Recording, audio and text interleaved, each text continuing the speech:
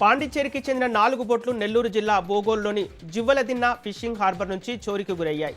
విషయం తెలవడంతో చోరీకి సహకరించిన మత్స్యకార కాపు పెద్దలను గ్రామస్తులు తాళ్లతో బంధించారు.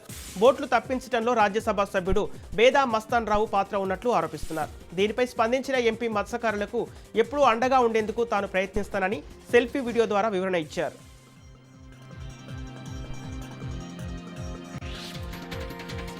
ఉద్యోగ నోటిఫికేషన్ల కోసం ఎదురుచూస్తున్న యువతకు కూటమి ప్రభుత్వం అదిరిపోయే ఉగాది, రంజాన్ గిఫ్ట్ అందించిందని ఎమ్మెల్యే సూర్యప్రకాష్ రెడ్డి అన్నారు. రాష్ట్రంలోని వివిధ ప్రభుత్వ శాఖల్లో ఖాళీగా ఉన్న 10,000, 60,000 ఉద్యోగాల భర్తీకి గ్రీన్ సిగ్నల్ ఇస్తూ ప్రభుత్వం జాబ్ క్యాలెండర్ను విడుదల చేసింది. మే 15, అక్టోబర్ 15 వరకు వివిధ దశల్లో గ్రూప్ 1, గ్రూప్ 2 పోలీస్ విద్యాశాఖల్లో భారీగా నియామకాలు చేపట్టనుంది.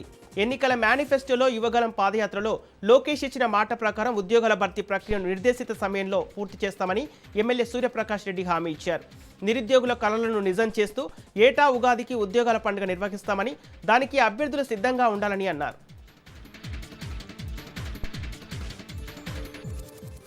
ఏలూరు జిల్లా ద్వారక తిరుమల చిన్న వెంకన్న ఆలయానికి చిన్న జీఎస్ స్వామి దర్శించుకున్నారు.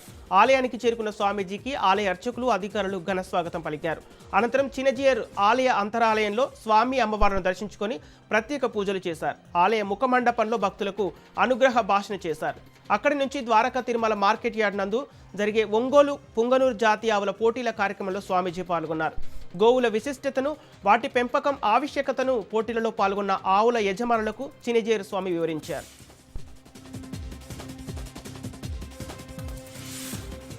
ఏలూరు జిల్లా చింతలపూడి సర్కిల్ పరిధిలో ఇటీవలి కాలంలో జరిగిన 3 చోరీ కేసులో సుమారు 100 గ్రాముల బంగారు ఆభరణాలు, నగదును పోలీసులు రికవరీ చేశారు. పట్టుబడ్డ నిందితులను అరెస్టు చేసి రిమాండ్కు పంపినట్లు జంగారెడ్డిగూడెం ఏఎస్పీ సుస్మిత రామనాథం తెలిపారు.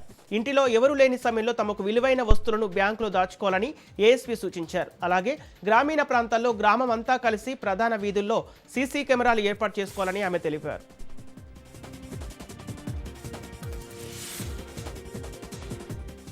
పశ్చిమాసియా ప్రాంతంలో ఇంధన వనరులు, మౌలిక సదుపాయాలపై జరుగుతున్న దాడులను ప్రధాని మోదీ ఖండించారు. నౌకల రాకపోకలు స్వేచ్ఛగా సాగాల్సిన అవసరాన్ని, నౌకాయానానికి భద్రత కల్పించాల్సిన ఆవశ్యకతను ప్రధాని మోదీ బహ్రెయిన్ రాజుతో చర్చించారు. ఇంధన వనరులపై, పౌరుల మౌలిక సదుపాయాలపై జరుగుతున్న దాడులు ప్రపంచ ఆహార ఇంధన భద్రతపై, ఎరువుల సరఫరాపై ప్రతికూల ప్రభావం చూపుతాయన్న అభిప్రాయంతో ఇరువురం ఏకీభవించామని అన్నారు. బహ్రెయిన్లోని భారతీయ సంతతికి మద్దతు, సహాయ సహకారాలు అందిస్తున్నందుకు ఆ దేశాధినేతలకు కృతజ్ఞతలు తెలియజేసినట్లు మోదీ తెలిపారు. ఫిబ్రవరి 28న ఇరాన్పై అమెరికా, ఇజ్రాయెల్ దేశాలు దాడులు ప్రారంభించిన నాటి నుంచి మోదీ బహ్రెయిన్ రాజుతో మాట్లాడటం ఇది రెండోసారి.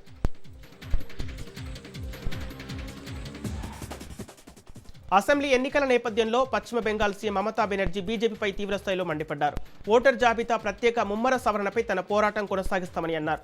ప్రజలు హక్కులు లాక్కోవడానికి ప్రధాని మోదీ చేసే ప్రయత్నాలను అడ్డుకుంటారన్నారు. రంజాన్ సందర్భంగా సెంట్రల్ కోల్కతాలో జరిగిన వేడుకల్లో పాల్గొన్న దీదీ రాష్ట్రంలో బీజేపీ ఉనికి లేకుండా చేయటం, ఆ పార్టీ నుంచి దేశాన్ని రక్షించడమే తృణమూల్ కాంగ్రెస్ ప్రధాన లక్ష్యమని తెలిపారు. తమ ప్రభుత్వాన్ని నియంత్రించేందుకు కేంద్రం ప్రయత్నిస్తుందని, రాష్ట్రపతి పాలన కూడా విధించాలని చూస్తుందని ఆరోపించారు. వీటన్నింటికి తాము భయపడేది లేదంటూ బీజేపీపై మమత పలు విమర్శలు చేశారు.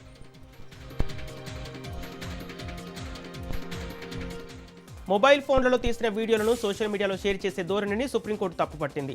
అలాంటి చర్యలు పారదర్శక విచారణకు ముప్పుగా మారతాయని ఆందోళన వ్యక్తం చేసింది. ఓ కేసు విషయంలో పోలీసుల వీడియో బ్రీఫింగ్పై మార్గదర్శకాలు రూపొందించాలని ధర్మాసనం ఇప్పటికే రాష్ట్రాలను ఆదేశించింది. అందులో సోషల్ మీడియాను కూడా చేర్చాలని పిటిషన్లో కోరారు. ఈ పిల్లుపై జరిగిన విచారణలో భాగంగా కోర్టు కీలక వ్యాఖ్యలు చేసింది. నిందితుల వీడియోలు, ఫోటోలను పోలీసుల సోషల్ మీడియాలో అప్లోడ్ చేసి ప్రజల ఆలోచనలు ప్రభావితం చేస్తున్నారని కోర్టు ఆరోపించింది. సంఖ్యలు వేసి తాళ్లతో బంధించి మోకాళ్లపై కూర్చోబెట్టిన నిందితుల ఫోటోలను పోలీసులు సోషల్ మీడియాలో షేర్ చేయడం ఆ వ్యక్తి గౌరవానికి భంగం కలిగించడమే అవుతుందని, అది ప్రజల ఆలోచనను ప్రభావితం చేస్తుందని తెలిపింది. నిబంధనల ద్వారా పోలీసులను నియంత్రించడానికి వీలు ఉంటుంది, కానీ సోషల్ మీడియా ప్రజల సంగతేంటి, వారిని నియంత్రించగలమా అంటూ ప్రశ్నించింది.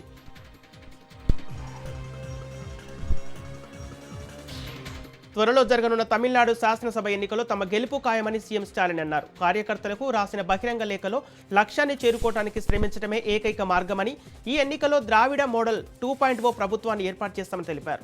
2021 ఎన్నికల హామీలను నెరవేర్చామని, ప్రభుత్వ పథకాలను ప్రతిరోజు సామాజిక మాధ్యమాల ద్వారా ప్రజలకు వివరించాలని పార్టీ ఐటీ విభాగానికి సూచించారు. ప్రత్యర్థి కూటమి నిర్ణయాలను ఢిల్లీ నుంచే తీసుకుంటుందని, ఇలాంటి వ్యక్తుల చేతిలోకి రాష్ట్రం చిక్కితే పరిస్థితి ఏమిటని ప్రశ్నించారు. ద్రావిడ మోడల్ ప్రభుత్వం కొనసాగనుందని, మళ్లీ అధికారంలోకి రావడం ఖాయమని స్టాలిన్ ధీమా వ్యక్తం చేశారు.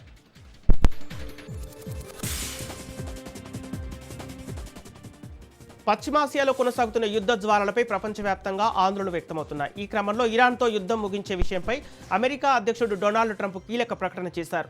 ఇరాన్పై సైనిక చర్యను క్రమంగా తగ్గించేందుకు పరిశీలిస్తున్నట్టు తెలిపారు. అయితే కాల్పుల విరమణకు మాత్రం తాను సిద్ధంగా లేనని ట్రంప్ అన్నారు. ఇరాన్పై మా లక్ష్యాలను చేరుకోవడానికి చాలా దగ్గరగా ఉన్నామన్నారు. మా సైనిక చర్యను ముగించే విషయంపై ఆలోచిస్తున్నామని, ఇరాన్ దేశ క్షిపణి సామర్థ్యాలను, వైమానిక నావిక వ్యవస్థలను పూర్తిగా ధ్వంసం చేసినట్టు తెలిపారు. ఆ దేశం మరోసారి అణ్వాయుధాలను తయారు చేయకుండా అమెరికా చూసుకుంటుందని స్పష్టం చేసిన ట్రంప్, ఒకవేళ అలాంటి పరిస్థితి వస్తే తాము తగిన విధంగా స్పందిస్తామని హెచ్చరిస్తున్నారు.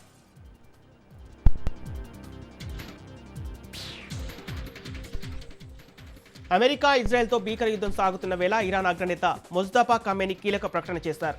పర్షియన్ కొత్త సంవత్సరాన్ని పురస్కరించుకొని ప్రత్యర్థులపై తీవ్ర ఆగ్రహం వ్యక్తం చేశారు. 3 వారాల పోరులో ఇరాన్ వాసులు దృఢ సంకల్పాన్ని ప్రదర్శించారని ఖమేనీ కొనియాడారు. అగ్రనేతలను చంపేస్తే ఇరాన్లో ప్రభుత్వాన్ని కూలదోయవచ్చన్న భ్రమతో అమెరికా, ఇజ్రాయెల్ ఈ యుద్ధానికి దిగాయని అన్నారు. పోరు ఆరంభమైన 2 రోజుల్లోనే ఇరాన్ ప్రజలు ప్రభుత్వాన్ని పడగొడతారని ప్రత్యర్థులు భావించడం, జాతీయ ఐక్యతను వారు తక్కువగా అంచనా వేశారని తెలిపారు. శత్రువులను ఎదుర్కొనేందుకు ఇరాన్ వాసులు దేశవ్యాప్తంగా గట్టి రక్షణ ఏర్పాట్లు చేస్తున్నారని అన్నారు. దాడుల్లో మరణించిన తన తండ్రి అయతుల్లా అలీ ఖమేనీకి పాకిస్తాన్ అంటే ఎంతో ఇష్టమని, పాక్, ఆఫ్ఘనిస్తాన్ల మధ్య సత్సంబంధాలు నెలకొనాలని ఆకాంక్షించారు.